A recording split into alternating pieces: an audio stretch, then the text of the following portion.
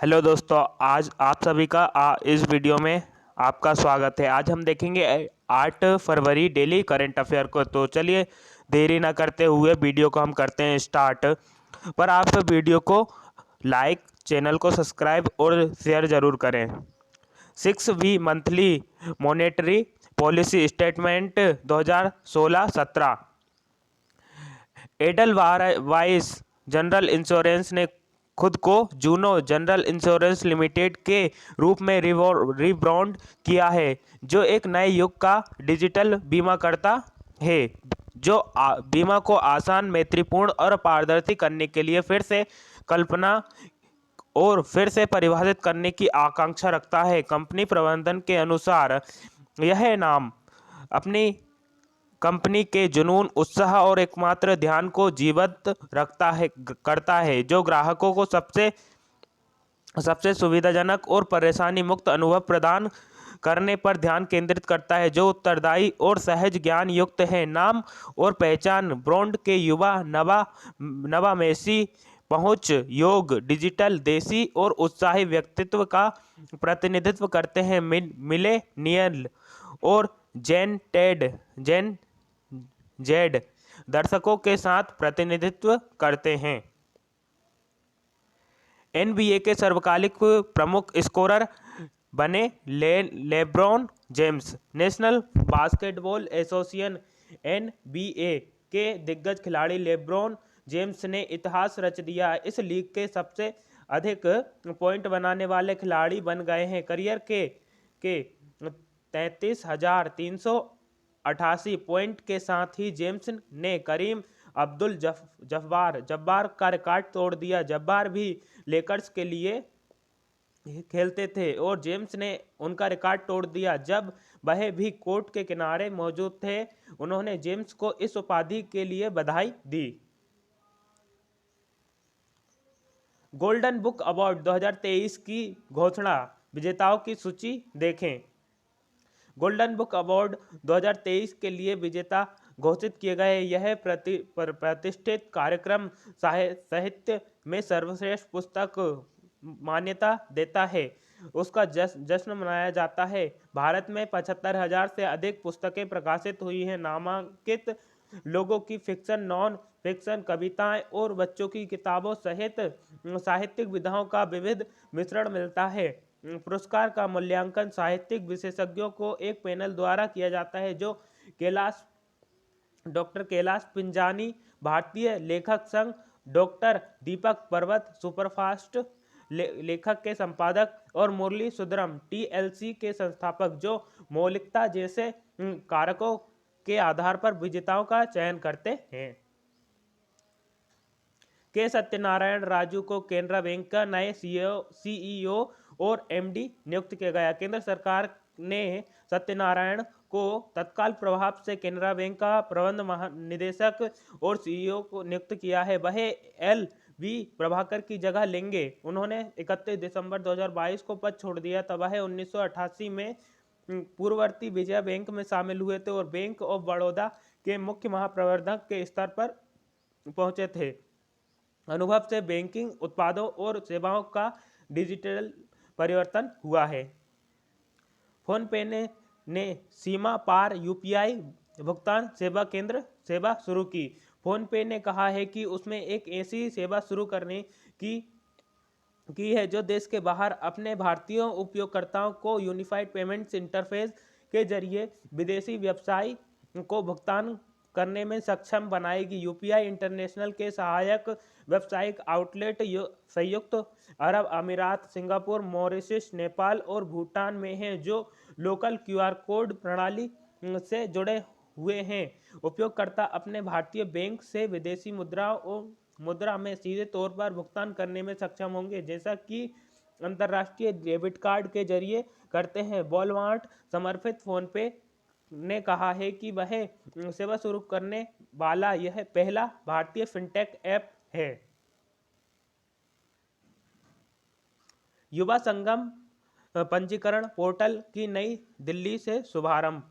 युवा संगम पंजीकरण पोर्टल का नई दिल्ली से शुभारंभ किया जाएगा। यह भारत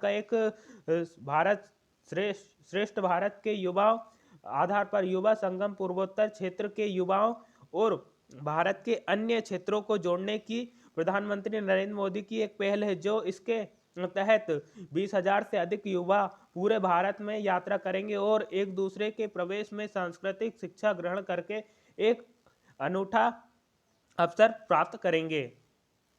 रिलायंस और जीएसएमए ने भारत में डिजिटल कौशल कार्यक्रम का अनावरण किया। रिलायंस और जियो ने जीएसएमएसए ने राष्ट्रीय स्तर पर डिजिटल स्किल प्रोग्राम के शुरुआत की घोषणा की है। यह कार्यक्रम जीएसएमए के कनेक्टेड वुमन कमिटमेंट का हिस्सा है। इस कार्यक्रम के तहत जरूरत के आधार पर ग्रामीण महिलाओं के साथ ही हाशिए पर खड़े और निम्न वर्ग आयु के लोगों का प्रशिक्षित किया जाएगा, जिसके जरिए वह डिजिटल अभियान से जुड़कर उनके जीवन में का सही प्रयोग कर सकें।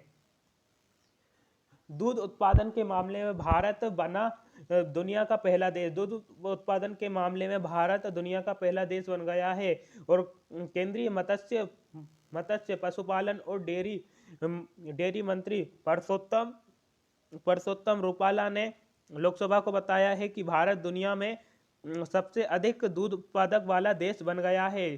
खाद्य और कृषि संगठन कॉर्पोरेट सांख्यिकी डेटाबेस के उत्पादन के आंकड़ों के अनुसार भारत 2021-22 में वैश्विक दुग्ध उत्पादन में 24% योगदान देने वाला भारत का सबसे अधिक दूध उत्पादक देश बन गया है। फॉर्च्यून पत्रिका टीसीएस को दुनिया का सबसे अधिक प्रशंसित कंपनियों की सूची में शामिल किया गया। टाटा कंसल्टेंसी सर्विसेज को फॉर्च्यून पत्रिका की दुनिया की सबसे प्रशंसित कंपनियों की सूची में नामित किया गया है। कॉर्पोरेट प्रतिष्ठा के बैरोमीटर के रूप में माना जाता है। यह सूची दुनिया भर के व्यापार अधिकारियों और निदेशकों और विश्लेषकों के एक सर्वेक्षण पर आधारित है। कंपनियों का मूल्यांकन इनोवेशन, सामाजिक जिम्मेदारी, प्रबंधन की गुणवत्ता, वैश्विक स्पर्धा, प्रतिभा प्रबंधन और उत्पादों सेवाओं की गुणवत्ता जैसे मानदंडों के आधार पर किया जाता है। शनि को पछाड़ बृहस्पति बना चंद्रमाओं का राजा। बृहस्पति सूर्य के परिवार का सबसे बड़ा ग्रह है। पहले वैज्ञानिकों का मानना यह था कि शनि चंद्रमाओं की संख्या में सबसे अधिक है। शनि के चारों ओर अब तक 82 चंद्रमा खोजे जा चुके हैं। दूसरी ओर यह मानना है कि बृहस्पति के 80 चंद्रमा थे। हालांकि नवीनतम खोज से यह पता चला है कि बृहस्पति के 12 और चंद्रमा है। इसके साथ ही बृहस्पति के चंद्रमाओं की संख्या बढ़कर 92 हो गई है। यह बृहस्पति के चंद्रमाओं की सबसे अधिक संख्या है। E2 फ्यूल क्या है और यह कैसा होगा फायदेमंद?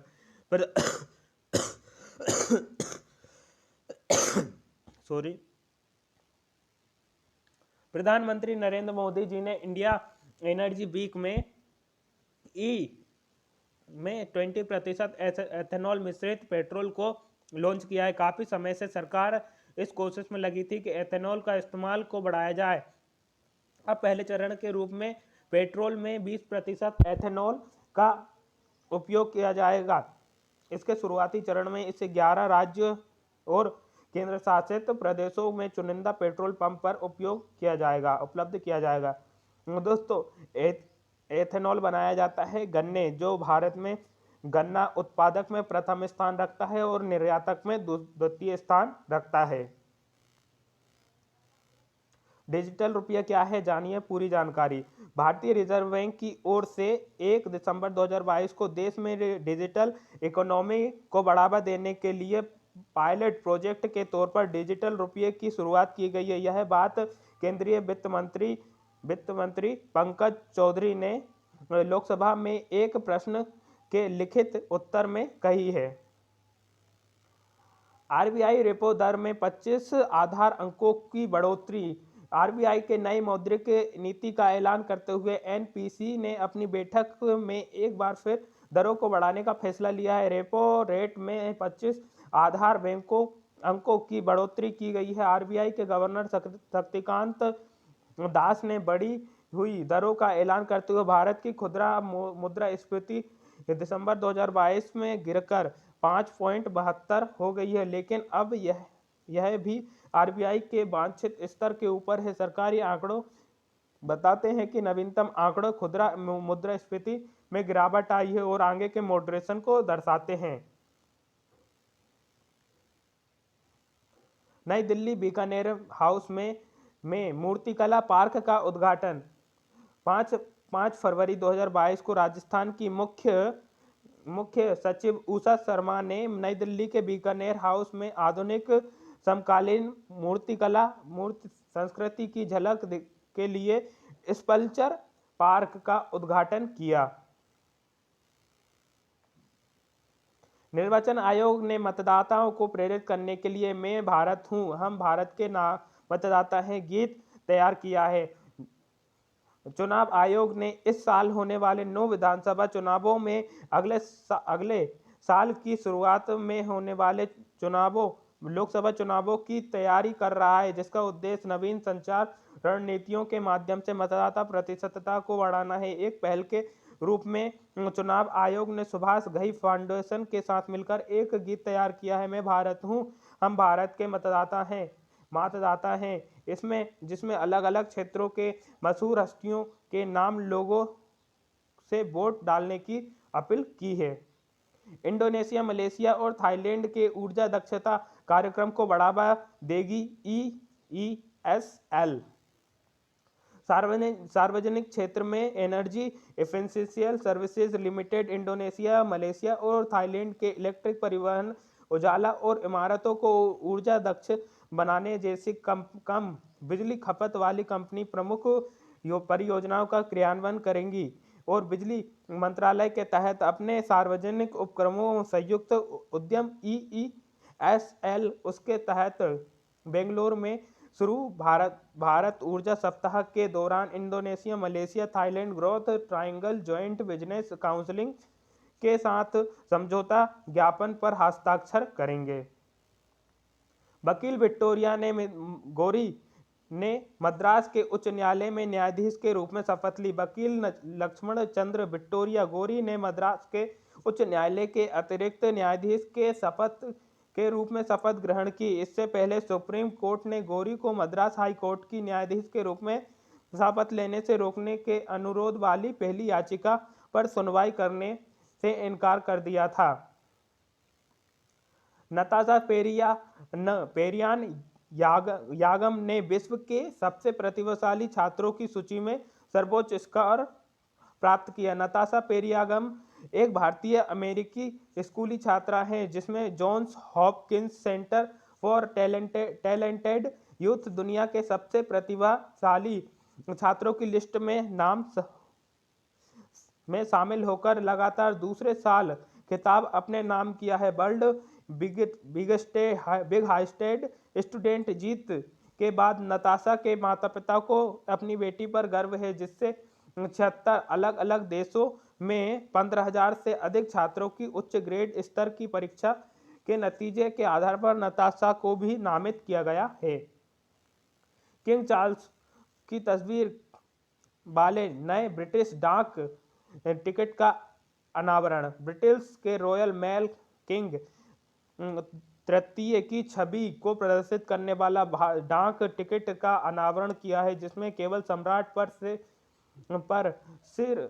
सिर स्टाम्प का मूल्य है और एक बारकोड नजर आ रहा है, जो कि 4 अप्रैल से सामान्यतः बिक्री के लिए उपलब्ध हो जाएंगे। 8 सितंबर को ब्रिटेन की महारानी एलिजाबेथ का निधन हो गया था और महारानी के बाद उनके बेटे चार्ल्स को ब्रिटेन का राजा बनाया गया। सुप्रीम कोर्ट ने 5 नए जजों की नियुक्ति को केंद्र सरकार को मंजूरी दी।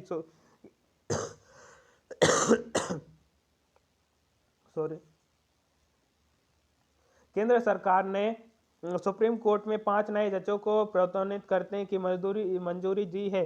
केंद्रीय कानून मंत्री किरण रिजिजू ने इसकी जानकारी देते हुए उन्होंने कहा है कि केंद्र में सुप्रीम कोर्ट ने 5 नए जजों को प्रोन्नत करने की मंजूरी दे दी है। बता दें कि कॉलेजियम ने पिछले साल दिसंबर सुप्रीम कोर्ट प्रोन्नति के लिए उच्च न्यायालय के लिए 3 मुख्य न्यायाधीशों और 2 न्यायाधीशों के नामों को सिफारिश की है। केंद्र सरकार ने डिजिटल स्पर्धा कानून पर समिति का किया गठन। कामरान अकमल ने क्रिकेट के सभी प्रारूपों से संन्यास ले दिया। पाकिस्तान के अनुभवी विकेटकीपर बल्लेबाज कामरान अकमल ने क्रिकेट के सभी प्रारूपों से संन्यास ले लिया है। अकमल का नाम राष्ट्रीय चयन समिति में शामिल किया गया है और वो अपना पूरा ध्यान नई भूमिका पर लगाना चाहते हैं। कामरान अकमल ने 2017 पर पाकिस्तान का प्रतिनिधित्व किया था।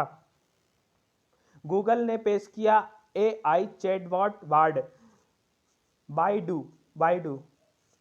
बाइडू एक चीन बेस्ड प्रौद्योगिकी कंपनी है जो चीन में बाइडू नामक एक लोकप्रिय खोज इंजन प्रदान करती है। क्योंकि गूगल जैसे प्रमुख सर्च इंजन चीन में प्रतिबंधित हैं, यह कंपनी आर्टिफिशियल इंटेलिजेंस और इंटरनेट से जुड़े सभी उत्पादों का काम करती है। इस कंपनी में का मुख्यालय बीजिंग में है। कंपनी दुनिया की सबसे बड़ी AI कंपनियों में से एक है। यह कंपनी चैट GPT के समान एक चैटबॉट विकसित करने की योजना कर रही है।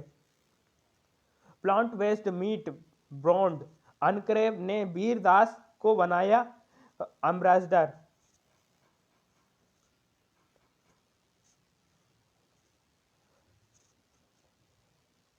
Delhi light full Gourmet private limited plant based meat of Uncrave जो मीट डिलीवरी का ब्रांड लीसियस का मालिक भी है ने कॉमेडियन अभिनेता वीर दास को अपना ब्रांड एम्बेसडर बनाया। अभिनेता ब्रांड के लिए एक अभियान भी करेंगे जिससे फिल्मों की एक श्रृंखला शामिल है जिसमें पहले शीर्षकों का